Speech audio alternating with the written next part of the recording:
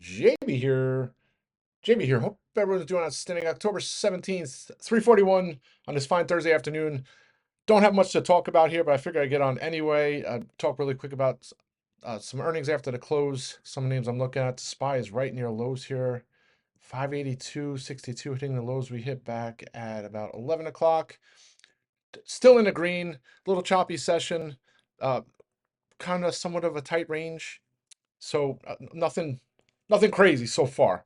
But little let's see here. I'm sorry, folks. We did have a pull at 2 o'clock. We were all the way at 540, 584 and change, and then a $2 candle on the SPY. No news, no catalyst to speak of outside of that Hamas leader getting killed or whatever. I don't think that was the catalyst.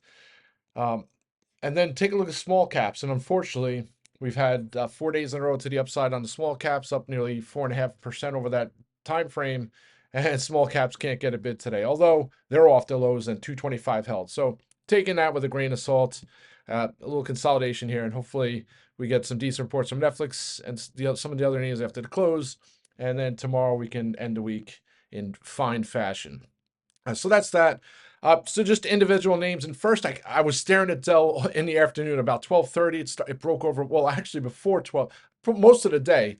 But I have it on the watch list this week. Obviously, I had the 135s. I closed in on Tuesday just so I didn't lose the profits. Then I was waiting to get another position, and ASML earnings that caused a big snafu. And then this morning you have the TSM, the Taiwan Semiconductor. So Dell was over 130 in the pre-market, then sold off at the open, then started to bounce, and it was just trading there, 129, 130, and then finally broke through 130 and 130.50, and it was off to the races for about 5 minutes, all the way up to 130, 160, and now it's been melting ever since, down about 250 off those levels.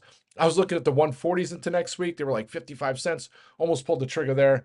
I'll just be patient. Maybe I'll add something tomorrow. It's a stubborn name. It seems like similar to Roku. Every time it wants to break out, it hits highs. I look to get calls for follow through, and it doesn't happen, and then I regret the entry. So still watching Dell for possible entries. All right, so Netflix reports after the close today. Just some updates. And first, the implied moves about a half hour ago was 7.29%. So $50. The stock's what? It's 690 right now. It's down 4 sessions in a row. I mean, I don't know. I mean, it just hit highs, so it's not like it wasn't just at all-time highs last week, but is it just a little profit taken into the report? I don't know. It's back under its 50-day moving average. Hasn't done that since the start of August. But if you take a look, historically speaking, the best 2 quarters or the most recent Q3 reports, which happened in October, it was up 16% last year after earnings and 13% the year before. So in 2022, I'm not saying that it's going to have deja vu and it's going to make it 3 in a row. We're not going to have the trifecta, but who knows? History, past performance is usually a pretty good indicator of future performance. And then expectations. So the company used to give subscriber addition guidance, but now they stopped doing that. And then starting at the start of this next year, 2025, they're going to stop giving member data totally, completely, including average revenue per member. So, of course, their rationale is that they have other metrics now that are driving growth, the ad side, multi-users, they have different subscription options and things like that. So the member number is not a indicator of company health. And back before they were profitable and driving revenue, the member subscriptions was more relative to show their growth and the health of the company. So they're saying now it's more wrapped around revenue and margins and profit and things like that, which makes sense, but it's like, just keep the number, right? But it just gives analysts more things to talk about or worry about or speculate on wrong or right and things like that. But needless to say, nearly $9.7 billion in revenue they're expecting this quarter, $5.10 in EPS and margins 28%. So you have the two sides of concern here. The one on the bad side, well, the negative side is we've seen situations that happen with Target, right? You have these political movements where a base gets brought up over some incident or what have you, and they somewhat boycott these brands. You had this similar thing with Budweiser, right? Some advertisers came, some folks that were paid to do advertising for Bud and rub people the wrong way, and you saw real, actual impacts their business and stock price. I mean, Target tumbled, but Bud was just got destroyed for a while. Not saying the same here with Netflix, but I supposedly Hastings is, picking a side and using his platform to tell a side. I mean, that's his right, but it's also the right of the consumer to say, I don't want to patronize your business if that's what you're going to do. So I don't know how much of an impact that's going to have. And then I think on the flip side is that ad side, and you can see it all in the shareholder letters over the last couple of quarters. It seems to be taking a bigger spotlight, and the hope here or is that that's going to have good read through. It's going to be a great quarter for that, and that the read through is going to go and pass on to Roku, and Roku will have a nice gain. So that's the plan. Not going to add any more Roku here, but maybe tomorrow. That's Netflix. Another name reporting after the close is Intuitive Surgical. Not going to talk too much about that, but I mean, this is a guy used to trade this one was $200-300. Maybe it was $180, and this is pre-split. So, I think it did a 10 for one, and then it did a 3 for one, right? So was it 1,200, and then you do a 12. I mean, I could do the math in my head. I guess what the stock price would be if they didn't do the splits, but that doesn't matter. It's all about valuation. It's like a $160 billion company right now, does like $8 billion in revenue. So you start doing, it's like it trades 20 plus times multiple revenue, but it's a cash cow, throws off billions of dollars of profit every quarter. And gosh, one of those names that back in the day there was all these bears on it saying the robot robotic surgery is never going to take off, right? And boy, were they wrong.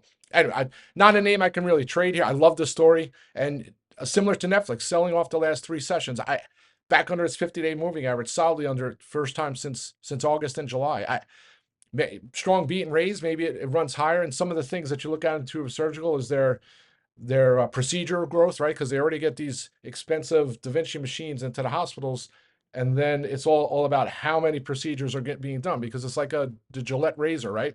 You get that Gillette razor in the customer's home, and now it's about how many times are they going to replace the blade on. It's similar with the procedures. The instruments are disposable, right? So they have to order those parts, and more procedures equals more recurring revenues and things like that. So rants for other days, Intuitive Surgical, Netflix after the close, and then earnings season really kicks off next week. Should be fun. Yeah, there's a long-term chart on Intuitive Surgical, so you can go, but just, technically speaking, 2001 with all the splits was $78, 78 cent stock. I mean, do the math. I don't know what 78 cents is. I mean, you're talking 8,000%. I don't know what that is. 80,000. All right, so that's Intuitive Surgical. Then just quick, some other names. Redfin. I'm still tiptoeing this 50-day moving average. Still my January strikes. I'm trying. I'm not trying to time this one, so I'll continue to be patient here. Data out tomorrow. Maybe that'll be the spark. Clear Secure hit highs 37.90, and then it's been chopping around. Actually, just broke on the 37.20 into the red for a second. Just going to hold my January strikes for now, and if maybe after some consolidation, maybe I'll look for some other strikes as well. But I'll continue to be patient there. SE looked great at the open as well, and then over $100, and that gave back some of the gains. Still holding my calls into next week. We'll be patient there, but I put it on the watch list. I don't know why my annotations aren't on the chart, but every time it breaks higher, consolidation breaks higher, and then we were somewhat in consolidation mode, and I think it breaks higher, 105, 110 into next week. And then some other names, and I keep doing research, and I think it's Sit Up in the chat room brought HRO. I think it's called Harrow. It's a bio company into eyes. I don't know if eye drops.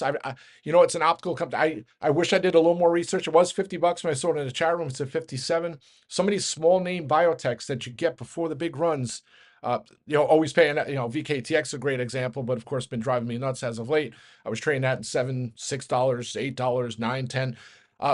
A Huma. So there was a Wall Street Journal article this morning, I think, or yesterday. Just interesting. I mean, replacing blood vessels. I guess they create try to replicate a vessel, and then the blood cells start growing in there. I don't know the exact how that all works, but obviously it could be one of those crazy names that could have a serious move. I'll have to do more digging, but don't be surprised if that's on the watch list tomorrow. It was all the way up at 632 earlier, and now it's just getting destroyed here at 451. So I don't know if that's a bad sign or an opportunity. But that's that, folks. We got 9 minutes to the close. Let's go Netflix. Let's go Intuitive Surgical. Have a great afternoon. Let's go Yankees and Mets, right? Or unless you're a Phillies fan or Dodgers fan or pretty much every other fan that hates New York teams. All right, rock and roll. Have a great day.